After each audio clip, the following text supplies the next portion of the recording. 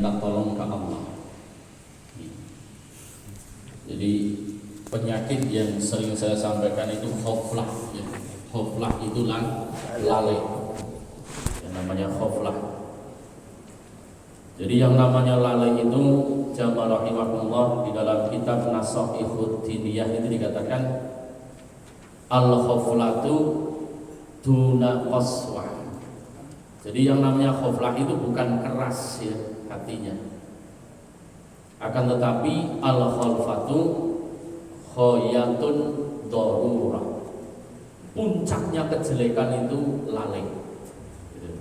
Makanya kadang-kadang ada orang itu orangnya lembut, orangnya halus. Tapi kalau bahasa saya orang Banyumas lengus. Lengus, tahu lengus? Jadi lengus itu jelek yang luar biasa gitu. Jadi sekarang sampan jangan terasumsi kepada orang luarnya kasar, luarnya itu arogan, tapi orang itu kadang justru hatinya baik. Tapi ada orang itu yang apa-apanya lembut dan sebagainya, tapi dia itu dibalik itu merasanya paling suci, merasanya paling benar. Itu khoflah gitu. Nah, khoflah itu dikatakan khoyatu daruratun, puncak daripada kejelekan. Nah, khoflah itu bisa mengenai orang bodoh maupun orang pintar. Khoflah itu bisa mengenai orang sukses maupun orang gagal. Kalau orang sukses, orang baik kena khoflah itu biasanya menjadi ujub. Menjadi ujub. Nah, kalau orang gagal, orang bodoh biasanya menjadi putus asa. Tuh. Jadi beratnya minta ampun di situ. Khoflah. Ya. Nah, zaman sekarang banyak sekali ya. Kita sering lalai bahwa kita hanya manusia. Ya, ketika benar kadang-kadang menghakimi dengan berlebihan. Naudzubillah min dzalik. Makanya dengan sikap khoflah itu penting sekali ya. Kita untuk sadar diri dengan cara apa? Kita ingat dan berdoa sebagai upaya untuk menjadikan diri kita sebagai hamba yang bergantung kepada Allah. Jelasnya mari kita lihat ya. Kitabul Azkari wa Da'wati, kitab menjelaskan tentang zikir dan doa. Nah, ngomongin doa ini logikanya begini ya. Kalau saya punya kiai namanya Ki Sofan Khoni ya. Itu beliau selalu lughat sehari-harinya cuma ngomongnya saya di doa gitu ya. Dia wafat tahun 1982. Beliau kemana-mana pasti ngucapinnya saya. Saya itu artinya bagus. Didonga mawon. Didoakan saja. Pernah saya ceritakan di sini ya. Ada orang itu kehilangan gerame. Itu 4 kolom habis. 4 kolom habis gitu ya. Jadi itu nyolongnya hebat banget itu ya. Makanya hati-hati sama orang Banyumas ya. Diem itu ya. Nah, di sana termasuk ya, itu ada yang namanya ya, maling Aguno. Aslinya dari Banten tapi malingnya Kamandaka dulu itu jago maling gitu kan, hati-hati dia gitu. Jadi Kamandaka itu putranya Prabu Siliwangi, kemudian ya, mencari istri yang seperti ibunya, ketemunya di Purwokerto di Pasir Luhur, ketemu dengan Dewi Citok Rasa. Tuh, legendanya ada di Paturaden gitu. Di situ ada ya, waktu itu banyak cotro dengan banyak belabur ya kakaknya. Nah, di sini dijelaskan jamaah rahimakumullah ya, yang namanya doa. Coba saya sampai renungi baik-baik ya. Kalau kata Kiai Sofan itu ya, ada orang kemalingan datang ke beliau, Assalamualaikum Mbah Yai, saya habis kemalingan. Jawab beliau apa? Saya. Bagus, kamu kemalingan bagus. Di doa mawon, didoakan saja. Itu. Saya sering sekali itu. Saya masih kecil waktu itu 82, saya ini baru SMP. Ya, itu angkatannya beliau itu Kiai Sofan, Kiai Sodik, Pasiraja, Kiai Nuh Pager Aji. Kiai Nuh Pager Aji itu selevel seangkatan dengan Aang Nuh Gentur. Itu kawan karibnya. Aang Nuh Gentur, kemudian Mbah Yai Sanusi Banjar Patoman. Itu mursyid tarekat Qadiriyah Naqsabandiyah. Itu juga CS-nya. Jadi beliau itu bilang saya didoa. Sekenal saya sepanjang hidupnya beliau nggak pernah lahan gitu ya. Ucapannya cuma saya didoa. Ada orang istrinya ngelawan sama suami, Mbah Yai, saya punya istri itu aduh cerewet luar biasa. Saya. Bagus. Istri sampean cerewet. Bagus, didoain aja. Gitu.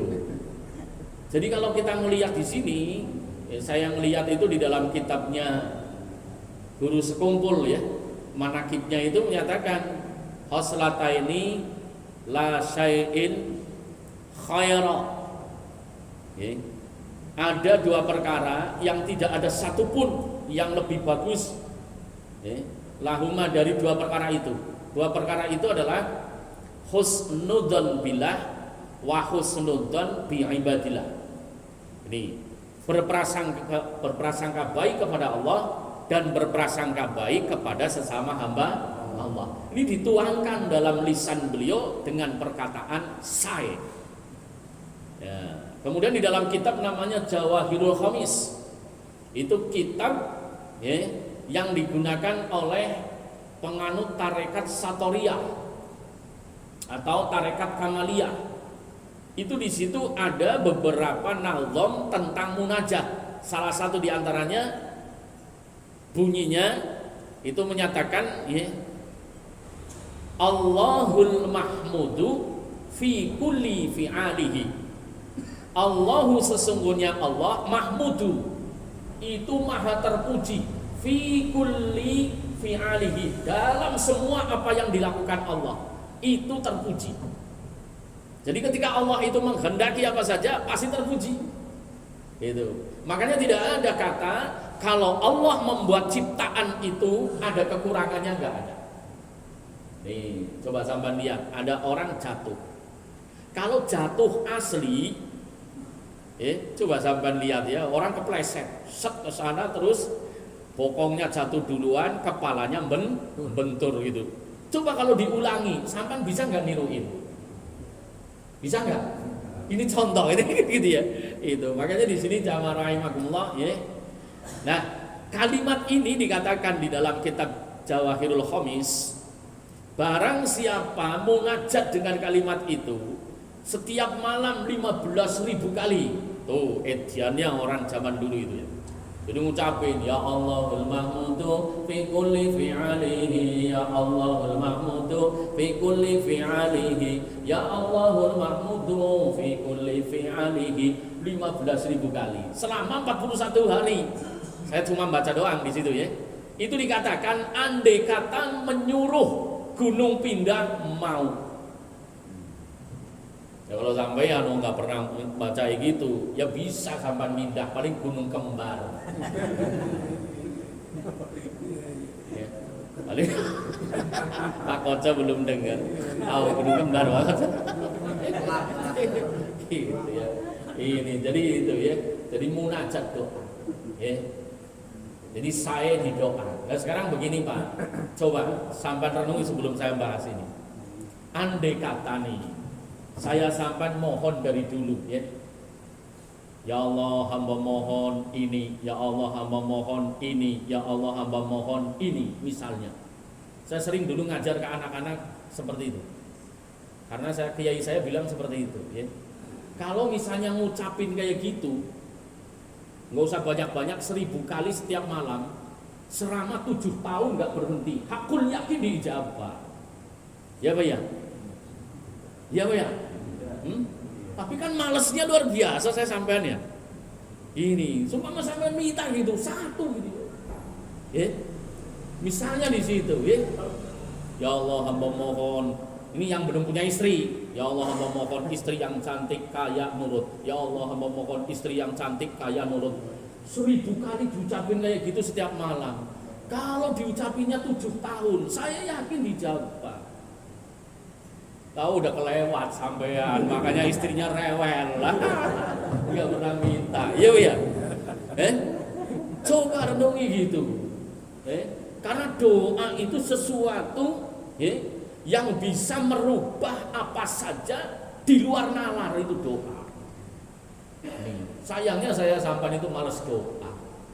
Ya Pak ya. Kebanyakan baca Rabbana atina fid dunya hasanah, saking udah apalnya kayak naik mobil di tol sembari merem dah gitu, pokoknya udah apal itu. Ya gimana ini ya? Itu gurunya Habib Lutfi itu Mbah Yai Abdul Malik Ibnu Ahmad Ilyas itu kalau ngajarin baca Rabbana atina fid dunya hasanah 1000 kali paling dikit. Tapi 41 hari setiap malam. Rabbana atina fid dunya hasanah wa fil akhirati hasanah wa qina adzabannar. Cuma gitu doang. Tapi setiap malam setelah sholat hajat gitu. Enggak usah macam-macam doanya, doae gitu terus. Nih, ini contoh. Ini keajaiban daripada doa. Tapi sayangnya sekali lagi kita punya senjata.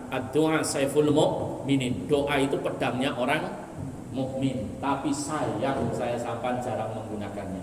Untuk jelasnya mari kita lihat Fadilatun dzikri, keutamaan dari zikir. Minal ayati qaulihi subhanahu wa ta'ala, dari keterangan ayat yang telah disampaikan oleh Allah Subhanahu wa taala, fadhkuruni. Kata Allah di dalam surat Al-Baqarah ayat 152. Jadi dikatakan fadhkuruni, ingatlah kamu kepadaku, alqurkum, niscaya aku ingat pula kepadamu. Jadi ingat ya sampan lagunya Bimbo ya. Engkau dekat kan gitu ya. Engkau jauh. Silakan. Jadi kalau kita ingat kepada Allah, Allah ingat kepada kita. Dan kita akan menjadi orang yang apa? Orang yang penuh introspeksi diri. Kalau kita ini rajin zikir. Di dalam surat Al-Hasr ayat 19 dikatakan nih, bahayanya orang yang enggak zikir. Wala takunu kalladzina nasullaha. Jangan kamu seakan-akan seperti orang yang lupa kepada Allah. Fa'ansahum anfusahum. Niscaya kalau kamu lupa ke Allah akan dijadikan kamu lupa terhadap diri kamu semuanya. Jadi kalau kita ini lupa Allah, otomatis kita ini akan lupa diri. Lupa dirinya apa? Saya sampean cuma hamba Allah, tapi melewati batasnya sebagai hamba Allah. Ingat-ingat itu. Banyak apa banyak zaman sekarang ini. Nah, saya sampean sering ketika benar kemudian menghakimi orang nggak benar, sering kelewat batas. Iya Pak ya? Iya Pak ya? Kadang-kadang malah menjustis seakan-akan surga milik kita, yang lain nggak boleh. Nih, padahal kalau bahasanya Quran, fayaghfiru liman yasha'u wa yu'adzibu may yasha. Makanya kepada jamaah sekalian, kalau sampai mimpin zikir, ini penting ya. Makanya sekalipun itu tahlil, itu ada ijazahnya. Sering saya sampaikan ya. Jadi yang menyusun susunan daripada kalimat zikir tahlil itu ya, ada perbedaan pendapat. Tadinya dianggap itu Syekh Barzanji, tapi ternyata kurunnya Syekh Barzanji dengan kurunnya Syekh Muqaddam Al-Faqih Muhammad Ibnu Alawi, yaitu puncak daripada tarekat Alawiyah. Itu ternyata lebih tulaan Alawiyah itu. Maka sepakat para alim ulama yang menyusun susunan daripada zikir tahlil itu adalah Syekh Muhammad Ibnu Ali Ba'alawi. Makanya ketika sampean itu mimpin dzikir tahlil, jangan ditinggal tuh hadiah Fatihah ke beliau. Karena beliau sahibul tahlil. Yang nyusun itu urutannya dari surat Ikhlas 3 kali atau 11 kali, kemudian Falaq, An-Nas, Al-Fatihah dan seterusnya dengan susunannya sedemikian. Nah, alangkah baiknya Bapak-bapak jamaah rahimakumullah, saya ingetin ini, mumpung ingat ya. Ini kadang-kadang sering mubazir. Ya. Sahibul musibah sudah nyetak Yasin dengan tahlil secara runtut ya. Ini coba kalau misalnya dibagikan itu, alangkah baiknya dibaca. Supaya apa? Supaya sahibul musibah beserta ahli warisnya dapat barokah lantaran apa yang dibikin dibaca, terutama di tempat takziah itu. Sekalipun apal, kenapa? Antara apalan dengan membaca, pahalanya itu gedean baca. Paham di situ? Kenapa? Karena mata ikut dapat pahala. Ini penting sekali. Ini kadang-kadang saya kasihannya apa? Udah repot-repot pesen tapi nggak dibuka sama sekali. Benar apa benar? Nih, jadi itu satu. Kemudian yang kedua, kalau saya dulu ngaji bab masalah hisib, bab masalah doa, bab masalah ijazah, itu alangkah baiknya itu sesuai dengan susunan daripada ratibah atau urutan tahlil tersebut. Karena itibak namanya, mengikut kepada orang yang lebih tahu. Itu kecuali sampan itu dapat ijazah tersendiri.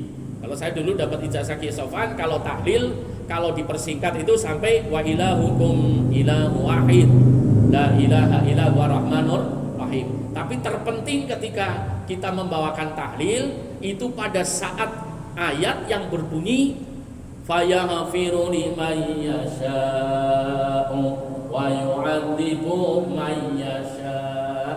Sampean itu hadirkan hatinya kepada Allah, kemudian orang yang kita tahlili kita serahkan, ya Allah, dalam hati, mayit ini engkau ampuni hakmu ya Allah. Mayit ini engkau azab hakmu, tapi aku mohon ampun nih karena engkau maha kuasa. Nah, di sini nisbat kalimat ayat di ujung Allah atas segala suatu kuasa, maksudnya apa? Allah punya sifat jaiz. Jadi ketika kita mimpin tahlil, ingat Allah punya sifat jaiz. Apa itu sifat jaiz? Wenang untuk mengampuni ataupun tidak mengampuni, dan hamba punya kewenangan dari sisi Allah minta. Jadi di sini yang namanya supir daripada tahlil ini bukan sembarangan, makanya pentingnya ngaji. Ini jangan asal lurus. Nih, jadi di situ ketika fayaghfiru liman yasha'u wa yu'adzibu man yasha' wallahu 'ala kulli syai'in qadir.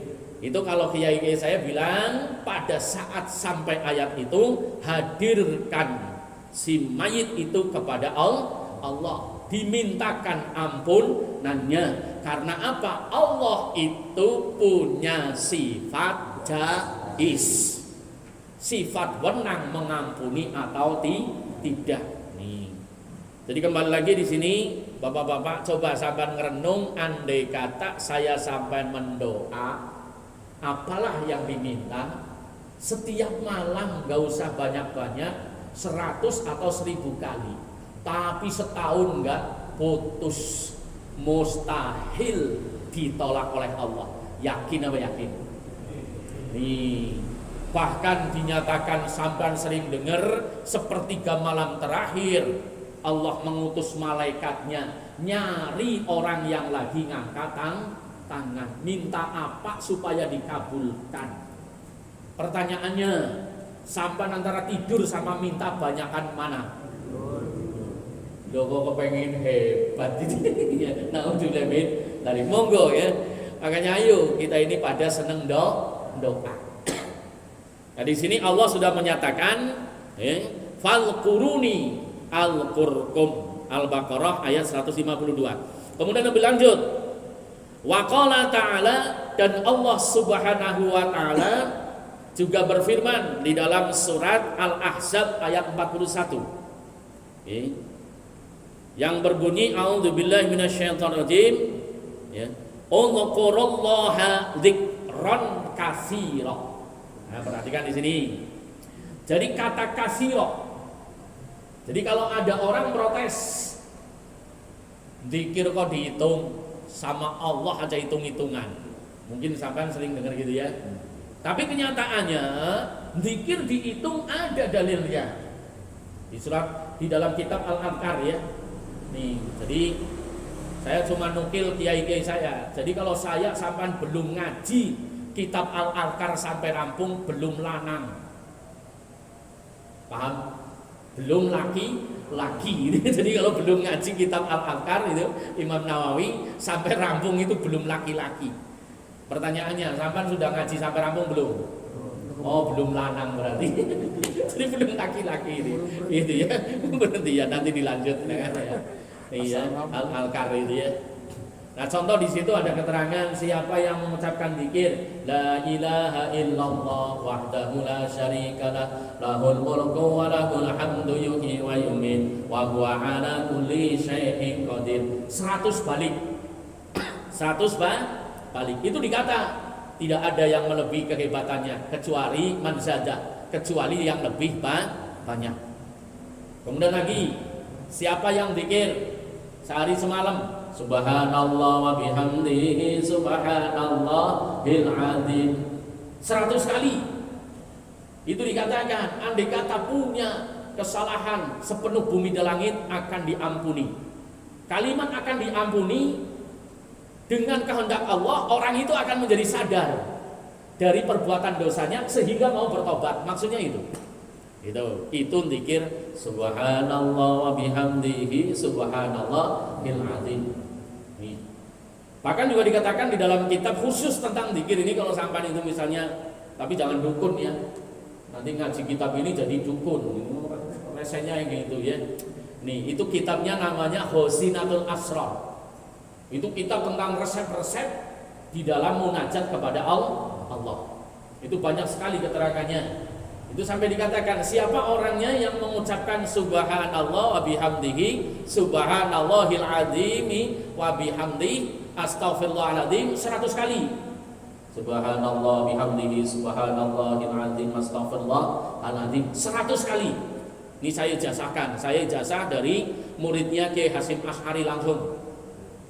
Itu dikatakan kalau itu diucapkan setelah sholat qobliyah subuh. Jadi bainal qobliyatis subuh wa subhi. Ya, antara qobliyah subuh dengan subuh. Jadi setelah selesai qobliyah subuh gitu ya. Ya, langsung ucapin hamdalah, sholawat, langsung ucapin subhanallah wa bihamdihi subhanallahil azim astaghfirullahaladzim 100 kali.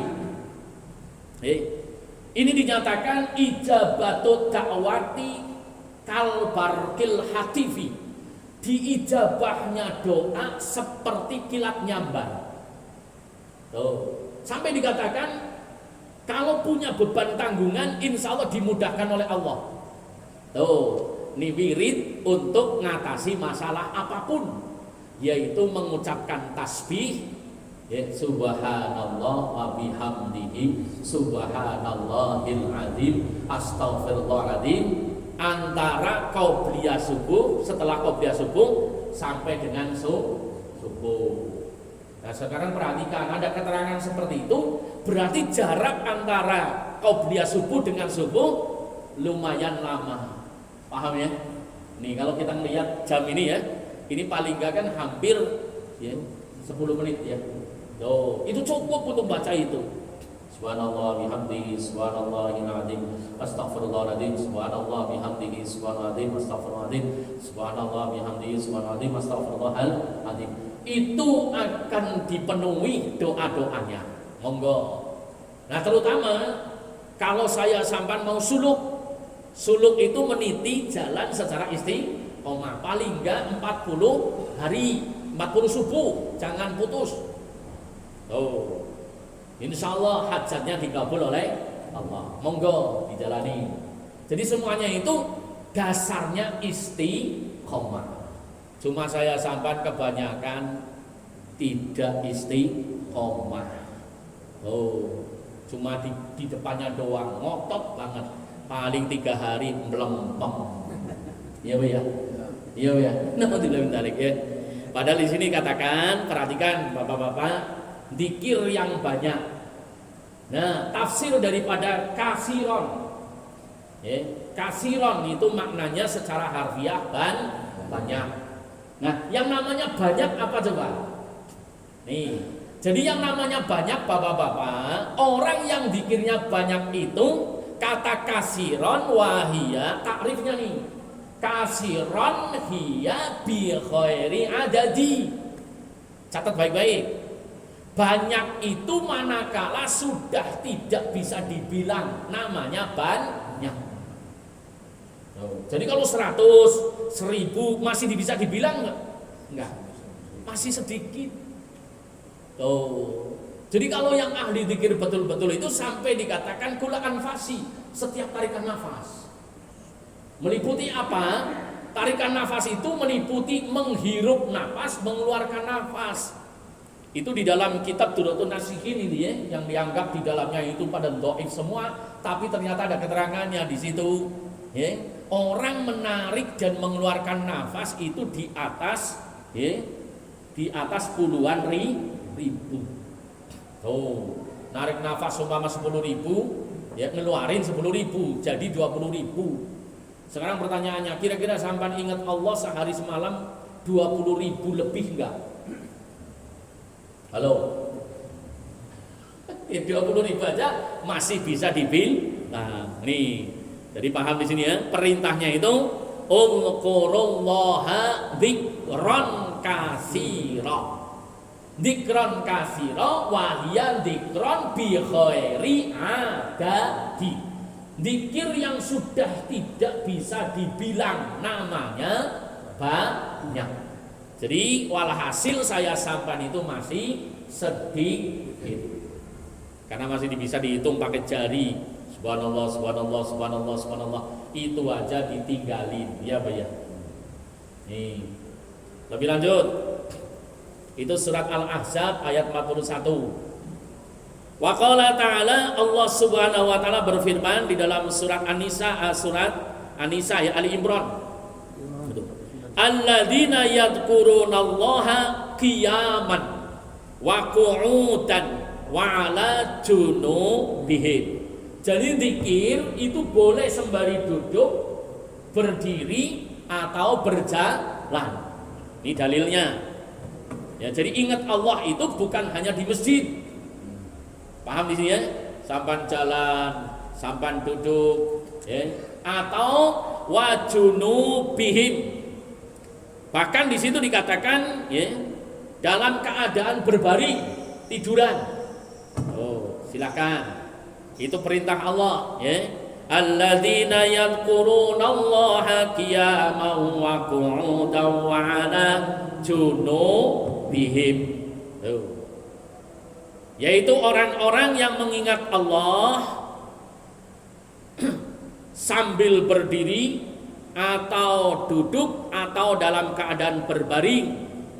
Kemudian juga dikatakan waqala ta'ala, Allah Subhanahu wa taala berfirman di dalam surat An-Nisa ayat 103 itu ya.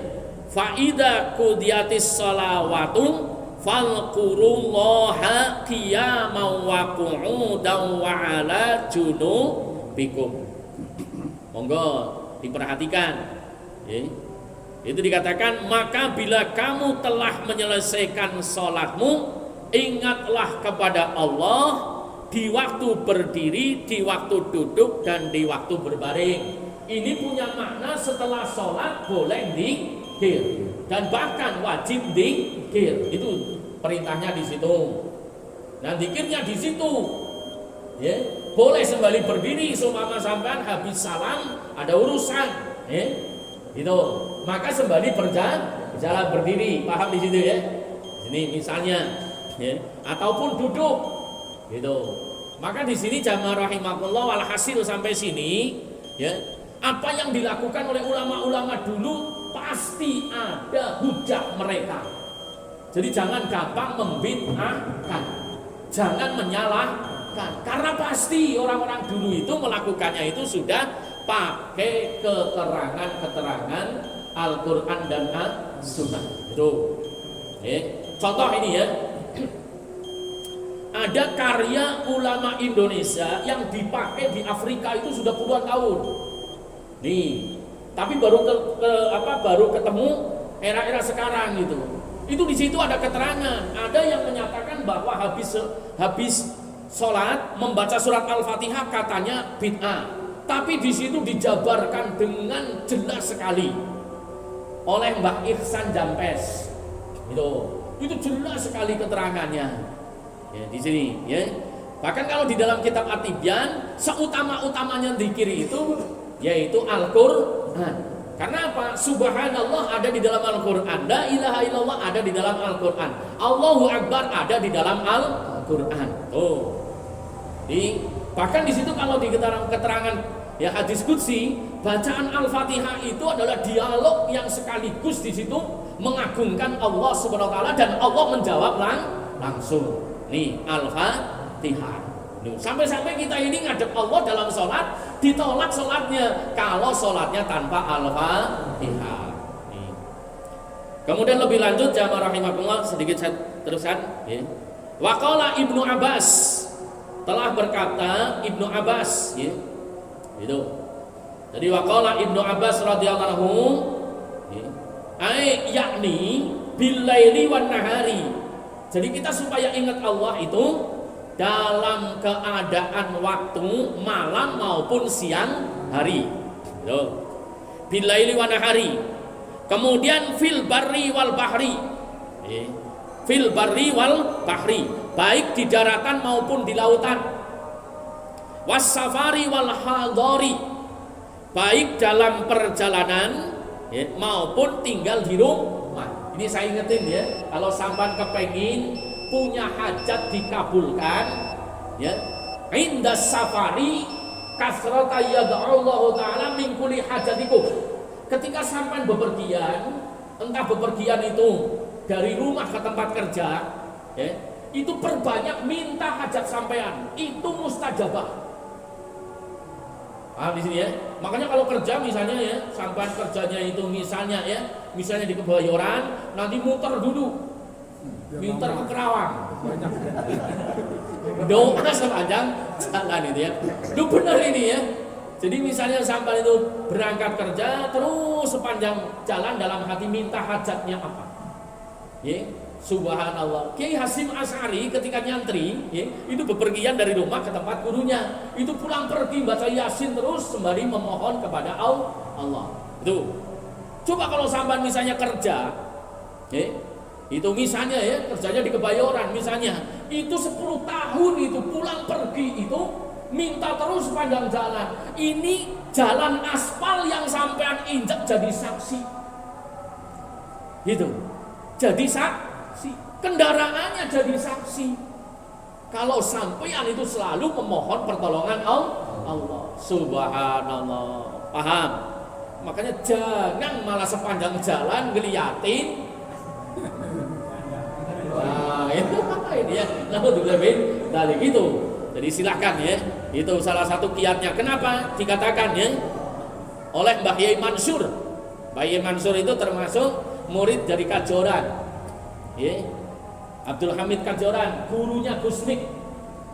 Itu ilmu-ilmunya. Beliau menyatakan ada 9 doa orang tidak ditolak oleh Allah. Satu di antaranya doanya orang yang keluar dari rumah untuk kebaikan sampai kembali lagi ke rumah. Contoh sampai itu keluar ke rumah itu sholat jamaah atau ngaji. Itu dari ya di situ sampai kembali lagi diijabah. Termasuk juga doa mustajabah Bapak-bapak, yaitu doanya man yajlisu fi majalisatul ilman nafi'an. orang yang duduk di majelis ilmu yang bermanfaat. Idza yad'u ilallahi ta'ala mustajaban. Ketika minta kepada Allah itu mustajabah. Oh, makanya ketika lagi duduk di majelis ilmu dalam hati terus-menerus minta kepada Allah, terutama minta ampunan. Jadi di sini dikatakan makna daripada qiyaman wa qu'udan wa ala junubikum, dalam kondisi berdiri, duduk, ataupun berbaring. Ibnu Abbas menafsiri yakni bilaili wan nahar, zikir kepada Allah pada waktu malam dan waktu siang. Fil barri wal bahri, yaitu di lautan, di daratan maupun di lautan. Wasafari wal hadori, ketika bepergian maupun berada di rumah. Wal hina wal fakri, dalam kondisi kecukupan maupun kekurangan. Ini jeleknya saya sampaikan. Kalau kekurangan ngerengek, tapi ada sedikit gelo, sombong, ya Pak ya. Ini, nah kita diperintahkan mendikir itu dalam kondisi lagi kecukupan maupun kekurangan. Wal marodi, dalam keadaan sakit, wasehati maupun kondisi sehat. Bahkan ingat-ingat nih, orang kalau lagi sakit doanya enggak panjang-panjang, enggak banyak-banyak. Itu diterangkan di dalam kitab Al-Anqar, yaitu ngucapin la ilaha illa anta subhanaka inni kuntu minadh dhalimin 41 kali. Itu dikata kalau orang itu meninggal husnul khotimah. Kalau orang itu diberi kesumbuhan, maka akan digantikan darahnya, dagingnya, organ-organ tubuhnya dengan yang baru. Istrinya tapi enggak. Awas loh ini, nanti doa kayak gitu, minta istri baru ya. Itu. Jadi di sini kenapa? Perhatikan di sini ya. Jadi kalau orang sakit ridho kepada Allah, nanti organ tubuhnya diganti oleh Allah. Nah, organ tubuhnya diganti oleh Allah, itu jangan beranggapan nanti kemudian ditukar dan sebagainya. Allah ketika ganti, lihat surat Yasin. Awalaisal ladzi khalaqas samawati wal arda biqadirin ala ayyahluqa mislahum. Bala. Iya. Itu. Jadi Allah bisa membuat sesuatu yang semisalnya tanpa ada kekurangannya. Ini contoh keterangan bahwasanya bisa saja organ tubuh itu tanpa operasi, tanpa apa saja kembali sembuh dengan organ yang baru atas izin Allah. Dalilnya surat Yasin. Kalau di Jawa disebut ajian pangisap sari. Tuh. Ajian pangisap sari atau rawa rontek. Jadi luka diusap kembalilah lagi. Itu. Kalau sampean rawasari. Bukan rontek rawasari. Ntar ya saya dia. Jadi ingat-ingat itu ya. Jadi keterangannya. Kemudian wasirri wa alaniyah. Zikir itu kata Ibnu Abbas bisa dilakukan sir, artinya secara rahasia, wa alaniyah ataupun terang-terangan. Jadi lirian atau kenceng boleh. Tapi kalau zikir kenceng-kenceng enggak boleh. Kenceng enggak boleh. Paham ya? Tapi kalau la ilaha illallah boleh. Itu. Di sini keterangannya ya, fi sirri wa ala niyah. Kemudian waqala ta'ala, Allah juga berfirman, wal qurrabaka fi nafsika. Ini yang disebut zikir khawi. Ingatlah Rabb kamu di dalam jiwamu, tadarruan, dengan sikap butuh. Makanya ingat-ingat kalau zikir ini butuh. Orang zikir kok nguap. Nah, orang nggak butuh itu, nggak ditabok sama malaikat untung. Paham ya? Jadi kalau zikir ini yang khusyuk betul-betul, karena perintahnya tadarruan. Tadarruan itu kalau dibahasakan saya orang Jawa, DP, merintih.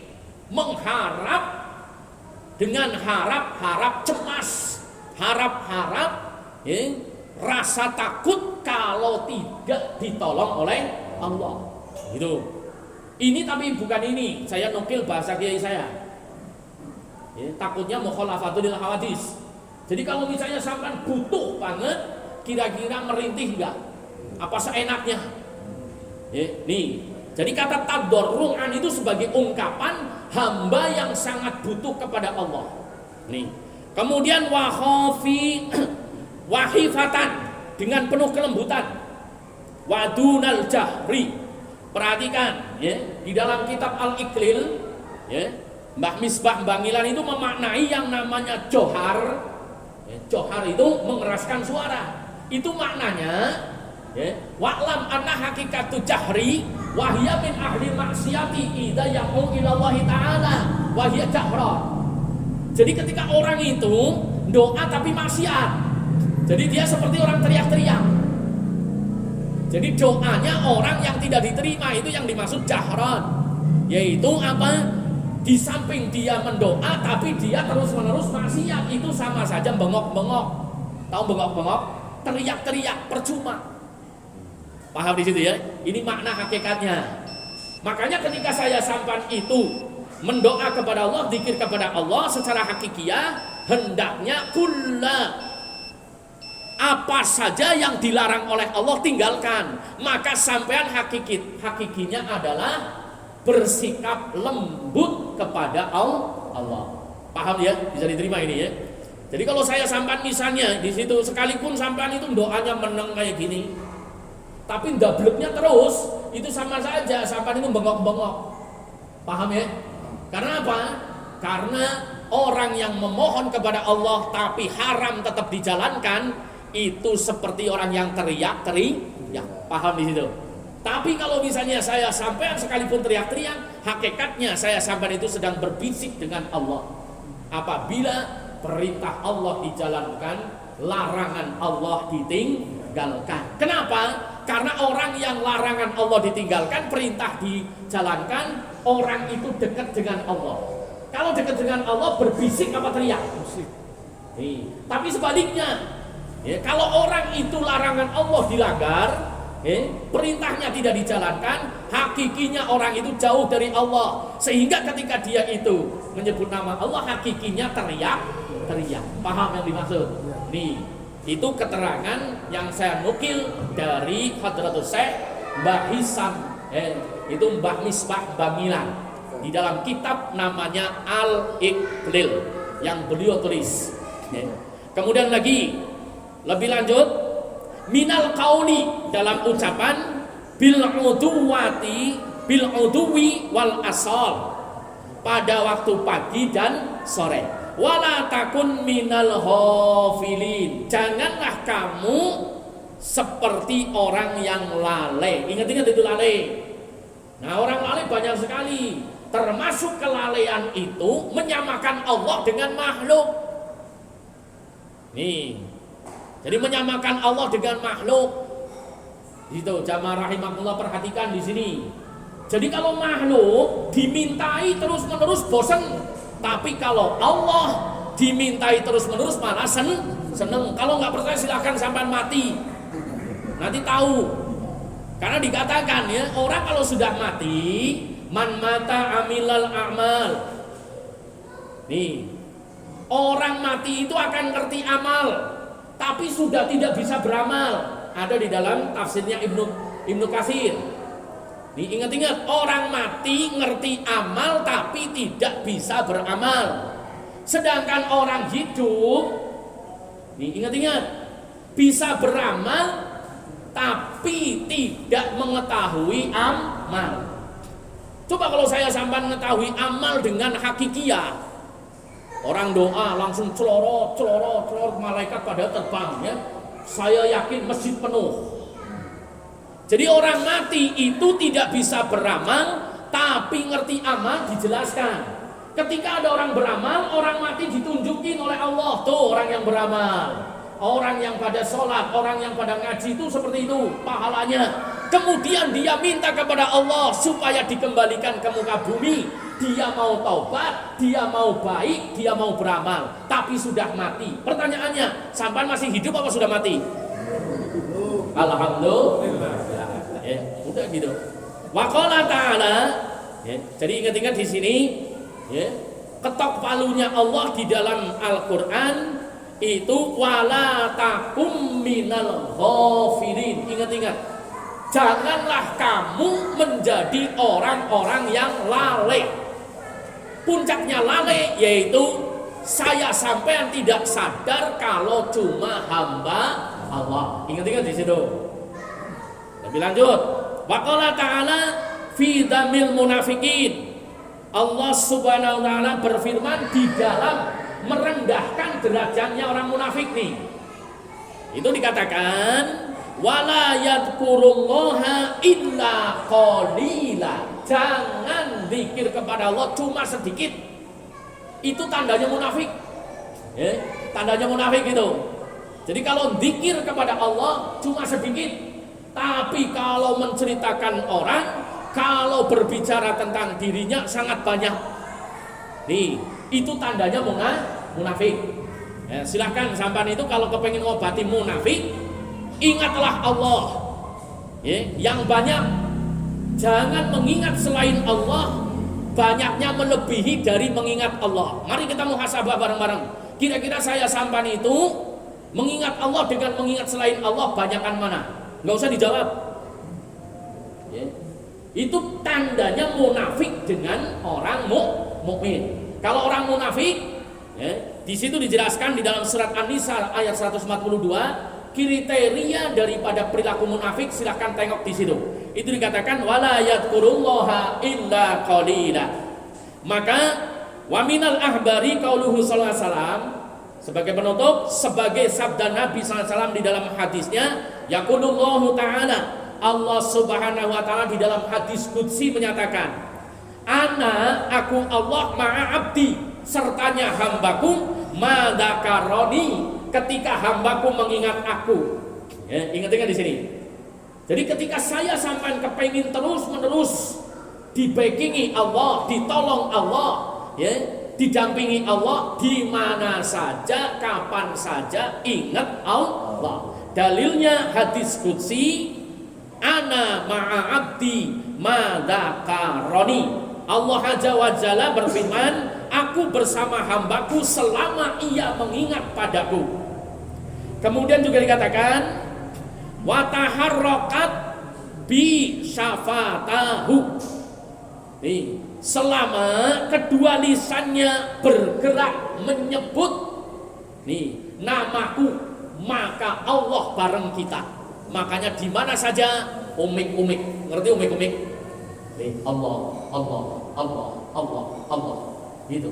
Kita sertanya Allah. Itu dalilnya hadis qudsi yang menyatakan ana ma'a abdi madzakaroni wa taharrakat, dan ketika dia menggerakkan fi safatahu, lisannya. Nih, makanya kalau zikir hendaknya lisannya digerakkan. Itu sebagai perintah di dalam hadis qudsi. Wa qala sallallahu alaihi wasallam, bahkan Nabi menyatakan man ahaba ayyarata'a fi riyadil jannah falyukthiru dzikrallahi ta'ala. Siapapun yang ingin bersenang-senang di taman surga, maka perbanyak zikir kepada Allah Subhanahu wa ta'ala.